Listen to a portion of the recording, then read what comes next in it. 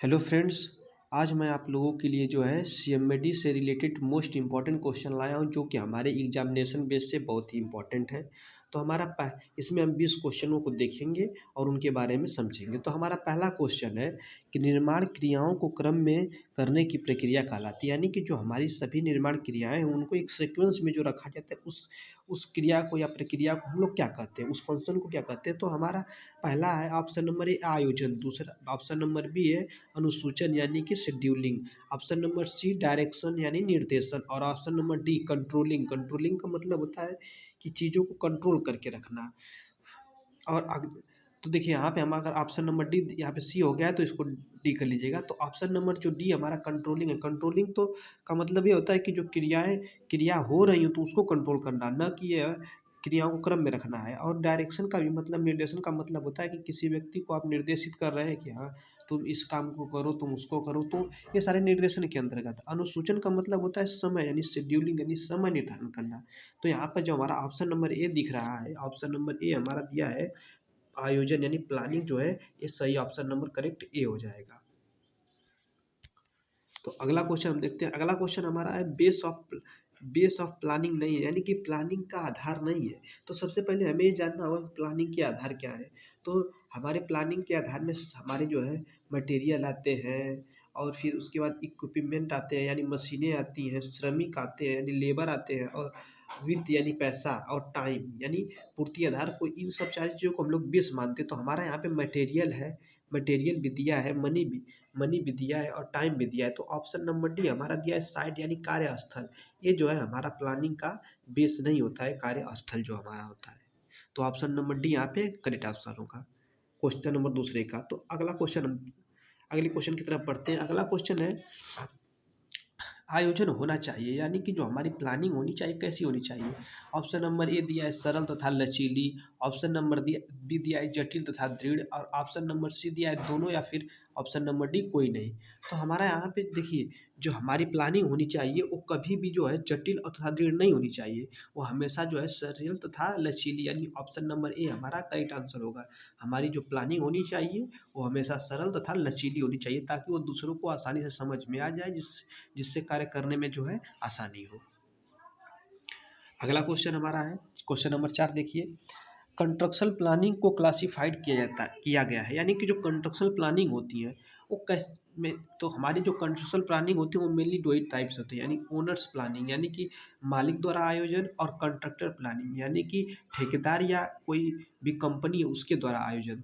तो हमारा यहाँ पे जो ऑप्शन नंबर सी दिख रहा है ए एंड बी, यानी कि ये दोनों हमारा ऑप्शन जो है सही होगा, यानी ऑप्शन नंबर सी हमारा करेक्ट आंसर यहाँ पे जो है हमारा option number C correct answer हो जाएगा, ए और बी दोनों। क्योंकि जो हमारा कभी भी कंस्ट्रक्शन प्लानिंग जो होती है वो जो है ओनर्स के द्वारा भी होती है, और कंट्रैक्टर यानी कि ठेकेदार या विभाग द्वारा भी हमारी जो है कंस्ट्रक्शन प्लानिंग होती है। तो अगला क्वेश्चन नंबर 5 है हमारा कि ओनर्स प्लानिंग के कितने स्टेज होते हैं, यानी कि ओनर्स प्लानिंग अगर कोई मालिक द्वारा आयोजन किया जा रहा है तो उसके कौन कौन से कितने स्टेज होते हैं। तो हमारा जो मालिक द्वारा कभी भी आयोजन किया जाता है उसके 2 स्टेज होते हैं। 2 स्टेज का मतलब कि पहला होता है प्री टेंडर यानी कि टेंडर भरने से पहले, और एक होता है पोस्ट टेंडर यानी टेंडर भरने के बाद के चरण, यानी ये दो ही स्टेज होते हैं हमारे। अगला क्वेश्चन है कि देखिए, अगर कंट्रक्टर प्लानिंग भी करता है तो उसमें भी दो ही स्टेज होते हैं। पहला होता है प्री कंट्रैक्ट प्लानिंग, और दूसरा होता है पोस्ट कंट्रैक्ट प्लानिंग। यानी प्री कंट्रैक्ट प्लानिंग का मतलब होता है कि जो है कंस्ट्रक्शन, यानी कि जो कंट्रक्टर है, जो ठेकेदार है, वो ठेका लेने से पहले कौन कौन से जो है क्या क्या चीज़ें उसको जो है क्या क्या प्लानिंग उसकी होनी चाहिए, और ठेका लेने के बाद क्या क्या प्लानिंग होनी चाहिए। यानी कि यहाँ, तो हमारा यहाँ क्वेश्चन नंबर 6 दिया है कि कंट्रैक्टर्स प्लानिंग यानी कि जो ठेकेदार द्वारा आयोजन किया जाता है उसमें जो प्री कंस्ट्रक्शन प्लानिंग के अंतर्गत नहीं आता, यानी कि कंट्रैक्ट लेने से पहले कौन सा आयोजन नहीं होता है। तो हमारा दिया है पहले साइट, तो साइट दिया है, तो साइट दिया है। ऑप्शन नंबर बी दिया है निर्माण सामग्री की पूर्ति, और ऑप्शन नंबर सी दिया है geological condition, option number D दिया है टाइप ऑफ फाउंडेशन। तो देखिए, पहला चीज़ हम देखते हैं टाइप ऑफ फाउंडेशन। तो टाइप ऑफ फाउंडेशन का मतलब होता है कि ठेकेदार को जो है कंट्रैक्टर लेने से पहले ही ये सुनिश्चित कर लेना चाहिए कि मतलब कौन सी जो है हमारे नींव डालनी है। तो अगर नींव का प्रकार अगर नींव का प्रकार जानने के लिए उसे साइट पे जाना पड़ेगा, यानी कि साइट का भी कार्य, साइट का मतलब होता है कार्यस्थल, तो कार्यस्थल भी उसे देखना प्री प्लानिंग में ही आ जाएगा, और टाइप ऑफ फाउंडेशन भी आ जाएगा। अब होते हैं जियोलॉजिकल कंडीशन, तो जियोलॉजिकल कंडीशन का मतलब वो भौगोलिक स्थिति कैसी है, उसकी ऊबड़ खाबड़ है, कौन सी मृदा है, कैसी क्या स्थिति है, ये सारी चीज़ों का जो है उसे पहले ही कंस्ट्रक्शन प्लानिंग से पहले ही करना पड़ता है। कंट्रैक्ट लेने के पहले यानी ठेका प्राप्ति के पहले इन सारी चीज़ों को जो है, तीनों चीज़ों को देखना पड़ता है। तो यहाँ पे जो हमारा ऑप्शन नंबर बी दिख रहा है, सामग्री की निर्माण सामग्री की पूर्ति, यानी कि जो निर्माण सामग्री की हम पूर्ति होती है, यानी सप्लाई हो, पूर्ति यानी आपूर्ति मतलब सप्लाई जो हम करवाते हैं, तो वो हम कभी भी करवाएंगे तो जो है ये हमारा पोस्ट टेंडर में आएगा, यानी ऑप्शन नंबर जो बी है वो हमारा करेक्ट आंसर हो जाएगा।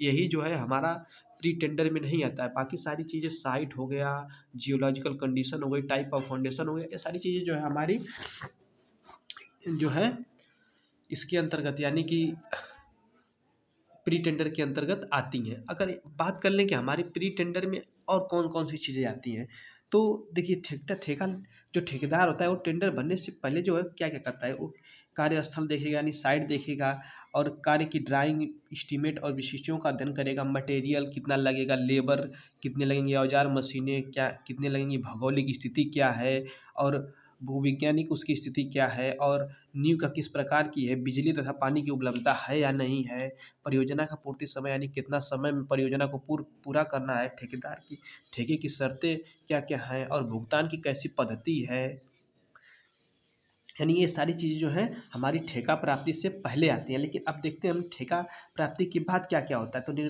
ठेका प्राप्ति के बाद सबसे पहले जो है ठेकेदार वहाँ पे जाके निर्माण शिविर की स्थापना करेगा, फिर उसके बाद निर्माण क्रियाओं को निर्धारित करेगा कि कौन सी क्रियाएं कब और किस प्रकार करनी है, और फिर उसके निर्माण कर्मियों को यानी कि निर्माण कर्मियों को मतलब सुपरवाइजर हो गया, इंजीनियर हो गए और श्रमिकों, इन सबको जो है नियुक्त करेगा। फिर उसके बाद निर्माण सामग्री की पूर्ति जो है यानी कि निर्माण सामग्री की आवश्यकता के अनुसार जो है निर्माण सामग्री पे अपना सप्लाई कराएगा, ऑर्डर भेजेगा, और उपकरणों की प्राप्ति कौन कौन से उपकरण उसे चाहिए उनकी उसकी प्राप्ति करेगा। और दूसरी चीज़ है मदों का विश्लेषण, यानी किस किस मद में यानी कौन से कार्य को कितना परिणाम में करना है, वो सारी चीज़ जो है वो उसमें करेगा। तो यानी ये सब सारी चीज़ें जो हमने अभी आपको बताया कि निर्माण शिविर की स्थापना, क्रियाओं का निर्धारण, कर्मियों की नियुक्ति, ये सारी चीज़ें हमारी ठेका प्राप्ति के बाद की प्रक्रिया है। और इससे पहले जो चीज़ें हमने बताया वो ठेका प्राप्ति से पहले की संक्रियाएँ सारी चीज़ें थी। तो यहाँ पर अब अगला हम क्वेश्चन देखते हैं। क्वेश्चन नंबर 7 हमारा है कि कंस्ट्रक्शन एक्टिविटीज़ यानी कि निर्माण संक्रियाओं के अंतर्गत नहीं आता है। तो हमारा ऑप्शन नंबर ए दिया है, देखिए इलेक्ट्रिक फिटिंग, यानी हम ये तो हम इलेक्ट्रिक फिटिंग यानी कि जो है हमारा विद्युत फिटिंग करना, ये तो हमारा जो है कंस्ट्रक्शन। हम बात कर लें, पहला ऑप्शन है इलेक्ट्रिक फिटिंग, तो इलेक्ट्रिक फिटिंग भी हमारी जो है कंस्ट्रक्शन एक्टिविटी के अंतर्गत आती है।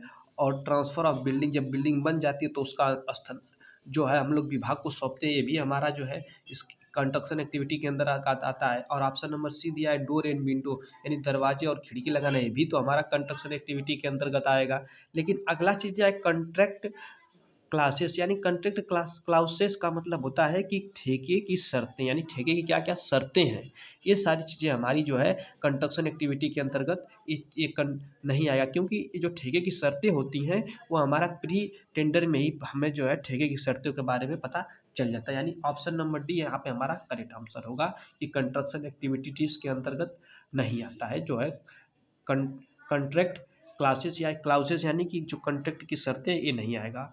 और हम बात कर लें कि हमारा कंस्ट्रक्शन एक्टिविटी के अंतर्गत क्या क्या आता है, तो हमारा सबसे पहले आता है कि स्थल की सफाई एवं निशानदेही, और फिर उसके बाद नींव की खुदाई यानी एक्सकवेशन ऑफ फाउंडेशन, फिर नींव में कंक्रीटिंग कार्य यानी फाउंडेशन कंक्रीटिंग, फिर नींव तथा प्लिंथ में चिनाई यानी कि machinery in foundation and plinth, और उसके बाद सील रोक रद्दा लगाते हैं यानी डैम प्रूफ कोर्स करते हैं। फिर उसके बाद जो है हम लोग सुपर स्ट्रक्चर में जो है मेसनरी कार्य करते हैं। फिर उसके बाद आरसीसी वर्क करेंगे, फिर रूफ वर्क करेंगे, फिर डोर तथा विंडो लगाएंगे, प्लम्बिंग सैनिटरी भी फिटिंग करेंगे और प्लास्टर और पॉइंटिंग का कार्य करेंगे, फिर फ्लोरिंग करेंगे, इलेक्ट्रिकल फिटिंग भी करेंगे, फिर उसके बाद उसको जो है रंगाई वंगाई करेंगे। उसके बाद जो है हम लोग विभाग को क्या करेंगे, उसको ट्रांसफ़र कर देंगे। तो ये सारी प्रक्रियाएँ हमारे कंस्ट्रक्शन एक्टिविटी के अंतर्गत आती हैं। तो ये तीनों प्रक्रिया तो हमारे यहाँ पे थी, लेकिन ये चौथा ऑप्शन नंबर डी जो था कॉन्ट्रैक्ट क्लाउसेज यानी कि ठेकेदार की ठेके की शर्तें क्या क्या है, ये हमारा ऑप्शन नंबर डी जो है ये जो है कंस्ट्रक्शन एक्टिविटी के अंतर्गत नहीं आएगा, इसीलिए ऑप्शन नंबर डी हमारा सही आंसर था क्वेश्चन नंबर 7 का। अब क्वेश्चन नंबर 8 की बात कर लें। प्लानिंग तथा शेड्यूलिंग के मेथड है। तो प्लानिंग तथा शेड्यूलिंग हम लोग किस प्रकार से करते हैं, हम लोग प्लानिंग तथा शेड्यूलिंग जो है वो बाई चार्ट द्वारा भी कर लेते हैं और बाई नेटवर्क टेक्निक द्वारा भी करते हैं। यानी कि बाई चार्ट में हमारा जो है गंट चार्ट या बार चार्ट और जो है माइल्ड स्टोन चार्ट से करते हैं, और जो बाय नेटवर्किंग मेथड में जो है हमारा सीपीएम और पट विधि से जो है हम लोग शेड्यूलिंग था प्लानिंग करते हैं। यानी कि यहाँ पे जो हमारा ऑप्शन नंबर सी होगा वो करेक्ट आंसर होगा, ए और बी दोनों। ऑप्शन नंबर सी यहाँ पे करेक्ट आंसर हमारा है क्वेश्चन नंबर 8 का। अगले क्वेश्चन की तरफ बढ़ते हैं। अगला क्वेश्चन नंबर 9 है कि आयोजन की विभिन्न संक्रियाओं को समयबद्ध करना कहलाता है। यानी कि जो भी आयोजन यानी प्लानिंग की जितनी भी संक्रियाएं एक्टिविटीज़ हैं उनको जो है समय में रखना जो हमारा कहलाता है। तो हम ऑप्शन यहाँ पे देखते हैं, तो ऑप्शन नंबर ए दिया है प्लानिंग, और ऑप्शन नंबर बी दिया है शेड्यूलिंग यानी अनुसूचन, ऑप्शन नंबर सी है मोटिवेशन, और ऑप्शन नंबर डी है स्टाफिंग। तो स्टाफिंग का मतलब होता है नियुक्तियाँ, कितने लोग नियुक्त करना है। मोटिवेशन का मतलब अर्थ हो जाता है कि मोटिवेट करके कार्य को जो है जल्दी से पूरा करवाना है।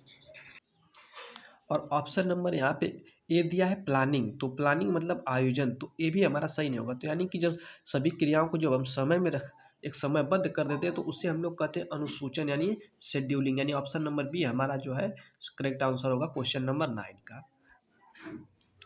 अब हमारा अगला क्वेश्चन है 10वां, शेड्यूलिंग का लाभ नहीं है। तो शेड्यूलिंग का लाभ का मतलब कि कौन कौन से एडवांटेज, इसमें से कौन सा एडवांटेज नहीं है। तो हमारा ऑप्शन नंबर ए दिया है प्रगति की तुलना, ऑप्शन नंबर बी है सामग्री का ब्यौरा, ऑप्शन नंबर सी है नियंत्रण, ऑप्शन नंबर डी जो है वो है समय का ज्ञान। तो हम यहाँ पे देखेंगे ऑप्शन नंबर ए, तो प्रगति की तुलना यानी कि कितना काम हो चुका है और कितना काम बाकी है, ये सारी चीज़ें हमारी प्रगति की तुलना में आएंगी। तो अनुसूचन द्वारा ये भी हमें पता चल जाएगा। अनु और यहाँ पे जो है अनुसूचन द्वारा हम लोग सामग्री का ब्यौरा यानी कितनी सामग्री लग चुकी है और कितना सामग्री लगना है, ये भी अनुसूचन द्वारा हमें पता चल जाएगा।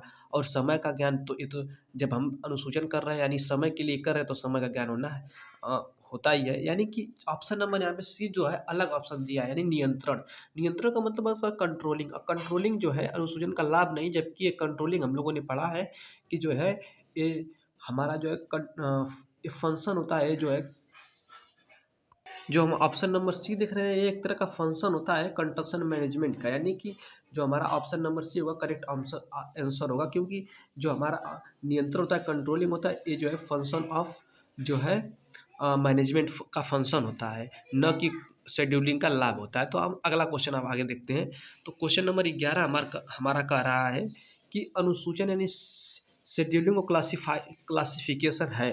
तो देखिए जो हमारा शेड्यूलिंग का हम जो क्लासिफिकेशन करते हैं वह निर्माण अनुसूची भी होती है, सामग्री अनुसूची भी होती है, संयंत्र अनुसूची भी होती है, एक होता है चौथा हमारा श्रम अनुसूची, जो इसमें नहीं दिया। तो यहाँ पे दिया option number D all the above. तो यानी कि जो यहाँ पे ऑप्शन नंबर डी जो हमारा होगा ऑल द अबव, क्योंकि ये तीनों चीज़ें जो है हमारी, ये तीनों जो है ये हमारे जो है निर्माण अनुसूची में आते हैं। यानी कि जो हमारा क्वेश्चन नंबर 11वां है कि अनुसूचन शेड्यूलिंग का क्लासिफिकेशन है, यानी कि जो ऑल द एबव यहाँ पे करेक्ट आंसर होगा, क्योंकि निर्माण की भी अनुसूची शेड्यूलिंग की जाता है, और कंस्ट्रक्शन शेड्यूलिंग और मटेरियल शेड्यूलिंग और जो है संयंत्र यानी इक्विपमेंट शेड्यूलिंग, ये सारी चीज़ें जो हमारी शेड्यूलिंग का क्लासिफिकेशन है।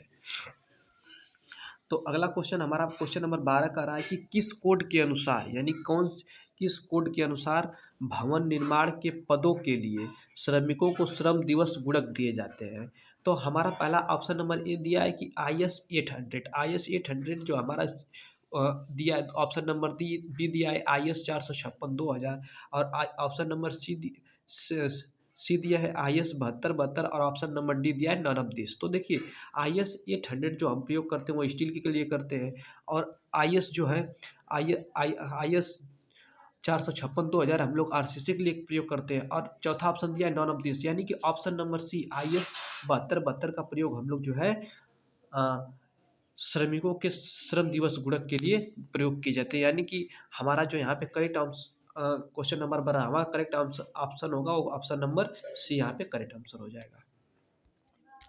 अगले क्वेश्चन की तरफ बढ़ते, तो अगला क्वेश्चन हमारा 13वां नंबर क्वेश्चन क्या है कि अनुसूचियां तैयार करते समय कितने % की छूट दी जाती है, यानी समय में कितने, यानी कि अगर कोई खराब मौसम वगैरह कुछ भी हो गया तो हमारे जो अनुसूचियां मतलब शेड्यूलिंग जब तैयार की जाती है तो कितने समय की छूट दी जाती है, यानी कितने % समय हम लोग बढ़ा सकते हैं। तो हमारा ऑप्शन नंबर ए कह रहा है 20 से 30%, ऑप्शन नंबर बी कह रहा है 30 से 40%, ऑप्शन नंबर सी कह रहा है 10 से 20%। यहाँ पे इसे ऑप्शन नंबर डी बना लीजिएगा, ये ऑप्शन नंबर डी है। तो ऑप्शन नंबर डी दिया है 40 से 50%, तो यहाँ पे जो हमारा ऑप्शन नंबर सी होगा, यानी कि सी जो दिया है ऑप्शन नंबर सी, यहाँ पे डी हम मानेंगे इसको। ऑप्शन नंबर जो सी दिया है 10 से 20%, यही जो है हमारा ऑप्शन नंबर सी जो है करेक्ट आंसर हो जाएगा। अनुसूची यानी कि जब भी अनुसूचियाँ तैयार करते हैं तो उसमें जो समय की छूट जाती है वो 10 से 20% दी जाती है। क्वेश्चन नंबर हमारा 14वां कह रहा है कि कुल श्रम दिवस होता है, यानी कि कुल श्रम दिवस हमारा किसके बराबर होता है। तो पहला दिया है पहला ऑप्शन दिया है मद का परिमाण गुणे प्रति इकाई श्रम दिवस। दूसरा दिया है मद का परिमाण गुणे कुल श्रम दिवस। तीसरा दिया है मद का परिणाम बटे प्रति इकाई श्रम दिवस। और दिया है option number D none of this, यानी कि जो हम देख रहे हैं यहाँ पे ऑप्शन नंबर ए हमारा दिख रहा है मद का परिणाम गुणे प्रति इकाई श्रम दिवस, यही जो है होता है कुल श्रम दिवस बराबर होता है, यानी ऑप्शन नंबर ए हमारा करेक्ट आंसर हो जाएगा यहाँ पर क्वेश्चन नंबर 14वां का। अब बात कर लें क्वेश्चन नंबर 15। क्वेश्चन नंबर 15 कह रहा है कि श्रमिकों की संख्या बराबर होती है, यानी श्रमिकों की संख्या इनमें से किसके बराबर होती है। ऑप्शन नंबर ए दे रहा है श्रम दिवस बटे में बटे गुणे अनुमानित अवधि। ऑप्शन नंबर बी दिया है श्रम दिवस बटे अनुमानित अवधि। और option number C and B, option number D none of this. तो यहाँ पे जो हमारा श्रमिकों की जो संख्या होती है वो श्रम दिवस बटे में अनुमानित अवधि के बराबर होती है, यानी ऑप्शन नंबर बी हमारा जो है करेक्ट आंसर हो जाएगा।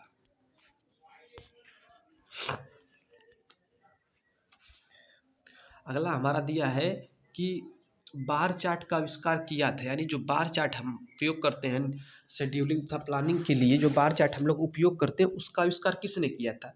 तो हमारा ऑप्शन नंबर ए दिया है ऑप्शन नंबर ए यहाँ देखते हैं Henry Fayol. Option number A Henry Fayol, option number B Winslow Taylor, option number C जो है Henry L Gantt, option number D James E Kelly. यानी कि जो हमारा बार चार्ट था जिसे हम लोग गैंट चार्ट भी कहते हैं, तो यानी कि जब जो हमारा गैंट चार्ट था वो हेनरी एल गैंट ने इसका आविष्कार किया था, इसीलिए हम इसे बार चार्ट या फिर गैंट चार्ट कहते हैं, यानी क्वेश्चन नंबर 16 करेक्ट आंसर हो जाएगा ऑप्शन नंबर सी। अगले क्वेश्चन की तरफ बढ़ते हैं। क्वेश्चन नंबर 17 हमारा कह रहा है कि बार चार्टों में पट्टी यानी बार का जो दायां छोर होता है वो दर्शाता है। तो देखिए हम कभी भी जो अपनी बार चार्ट में अगर जो पट्टी खींचते हैं वो हमेशा बाएं से दाएं की तरफ खींचते हैं, यानी कि तो इस तरह से देखिए हम बाएं से दाएं खींचते हैं। तो हमारा ऑप्शन नंबर ए कह रहा है क्रिया को प्रारंभ करने का समय, ऑप्शन नंबर बी कह रहा है क्रिया को समाप्त करने का समय, और ऑप्शन नंबर सी है जो है ए एंड बी, और ऑप्शन नंबर डी दिया है नॉन ऑफ दिस। यानी कि हम जो देखते हैं बार चार्ट में कभी भी जो पट्टी जो बार यानी जो बार हम दर्शाते हैं वो हमेशा जो है क्षैतिज दिशा में जो है दाएं बाएं से दाएं की तरफ, यानी बायां तो हमारा कार्य को प्रारंभ को दिखाएगा, यानी जो दायां छोर है वो क्रिया के जो है क्रिया के समाप्ति समय को दर्शाएगा, यानी ऑप्शन नंबर बी हमारा करेक्ट आंसर यहाँ पर हो जाएगा। अगर यहीं पे बायां छोर होता तो वो जो है क्रिया के प्रारंभ समय को दर्शाता है। अगला आप देखते हैं क्वेश्चन नंबर 18वां। क्वेश्चन नंबर 18 दिया है कि बार पट्टी में जो बार की लंबाई वो दर्शाते हैं, तो बार की जो लंबाई क्या दर्शाती है। तो पहला दिया ऑप्शन नंबर ए हमारा दिया यहाँ पे क्रिया की अवधि, ऑप्शन नंबर बी मजदूरों की संख्या, ऑप्शन नंबर सी दिया है क्रिया का प्रारंभ, option number D none of this. तो नॉन ऑफ दिस तो होगा नहीं, कोई हो भी सकता है। तो हम नॉन ऑब्वियस पे पहले ध्यान न दें, पहले इन तीनों ऑप्शन पे ध्यान देंगे। तो पहला हमारा है क्रिया का प्रारंभ। तो माया, क्रिया का प्रारंभ हमेशा माया छोड़ दर्शा देगा। मजदूरों की संख्या से जो है बार चार्ट से कोई ज़्यादा होता नहीं इशू। यानी कि यहाँ पे जो बार चार्ट की लंबाई से इशू नहीं होता। तो जो बार चार्ट की लंबाई होती है वो हमेशा क्रिया की अवधि को दर्शाती है, यानी कितनी दिनों तक क्रिया चली है इस अवधि को दर्शाती है बार चार्ट की लंबाई। यानी यहाँ पे ऑप्शन नंबर ए, क्वेश्चन नंबर 18 का ऑप्शन नंबर ए सही ऑप्शन है, क्रिया की अवधि। अब हम क्वेश्चन नंबर 19 देखते हैं। क्वेश्चन नंबर 19वां कह रहा है कि बार चार्ट का लाभ नहीं है, यानी कि जो बार चार्ट है उसका लाभ नहीं है। तो पहला दिया है सरल चित्रण, ऑप्शन नंबर बी दिया है प्रगति की तुलना, ऑप्शन नंबर सी दिया है क्रियाओं का संबंध, और ऑप्शन नंबर डी दिया है संपूर्ण प्रगति का न दर्शाना। तो हम यहाँ पे देख रहे हैं कि बार चार्ट में हमारा सरल चित्रण होता है, भी सही है। प्रगति की तुलना हम कर सकते हैं, कितना काम हुआ है, कितना मतलब कितने टाइम में होना चाहिए और कितने टाइम में काम हो रहा है। और जो ऑप्शन नंबर सी दिया है क्रियाओं का संबंध, यानी एक के कौन सी क्रिया के बाद कौन सी क्रिया की जाएगी, ये भी बार चार्ट का लाभ है। लेकिन जो ऑप्शन नंबर डी यहाँ पे देखिए, ऑप्शन नंबर डी जो दिया है संपूर्ण प्रगति का न दर्शाना, यानी कि ये तो इसकी लिमिटेशन हो गई, इसका लाभ नहीं है। यानी कि जो आप ऑप्शन नंबर डी है कि 19वां क्वेश्चन जो दिया है कि बार चार्ट का लाभ नहीं, तो यहाँ पे ऑप्शन नंबर डी जो है करेक्ट आंसर हो जाएगा, संपूर्ण प्रगति का न दर्शाना।